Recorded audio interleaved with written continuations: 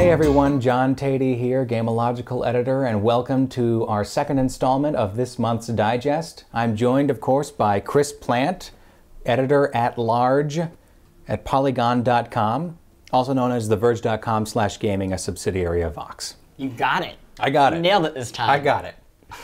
And today we're going to talk about Trials Evolution. Yeah, do you want to talk about the pizza really quick? Well, the pizza is winding its way down to nothing, and for you. Right, I'm kind of enjoying it, and Chris is just suffering through it. But this is the price we pay for the digest. We commit to a snack and we eat it.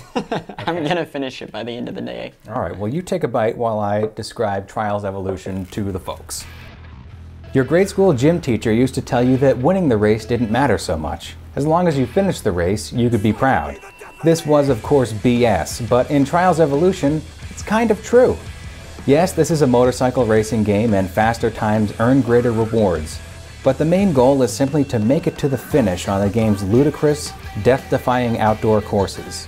Trials is as much about comedy as it is about sports because as you navigate enormous ramps and ridiculous jumps, you will crash, and it will be funny, for a while anyway. So failure comes with built-in comic relief. You know, you're doing a loop-de-loop and you slam your head into the bottom of a ramp, or your motorcycle crushes on top of you, and that's funny. Yeah, your rider gives up instantly. He sees death coming, and he goes limp. Yeah, and it's so precise up until that moment, right? So the two things basically you control are the throttle. Well, there's three things: the throttle, the brake, and your balance on the bike, right? And everything is just this feather touch, and everything feels like it's so precise up until the moment it starts to go haywire, and then it's just everything's pear-shaped. And it lets you kind of move him around after things have gone south. So if you crash into something and you're kind of barely dangling on a piece of lumber way up high, you can kind of wiggle, which is my favorite part. It felt cool to get the feel of the motorcycle, and I liked sort of figuring out how to lean forward on a ramp and to make it up. I liked learning how to do it right. But for me, I don't know about for you, for me there was a certain point where I wasn't good enough for the game, I felt like, and just the precision that I needed to get, I felt like I was never going to get there, and the game got immediately very, very hard. Yeah, well, it tricks you, right? You think that you're learning about the feather touch and about getting things precise and right. In the first 15 stages you bash through in, 30 minutes or maybe even less, and you think you really get it. And then there's a wall, and it says go back and really nail those down. And each time, that wall hits you sooner, and those stages get harder, and you're spending more and more time on just acing it.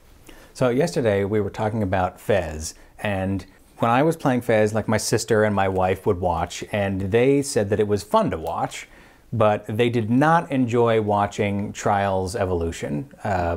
And I think this may be one of the most miserable games to watch because it's just failure over and over and over. And you repeat the same stretch of track over and over and over again. Why is that fun to play? Because I was still enjoying the game when people were telling me, they were asking me to turn it off because it was like a fever dream.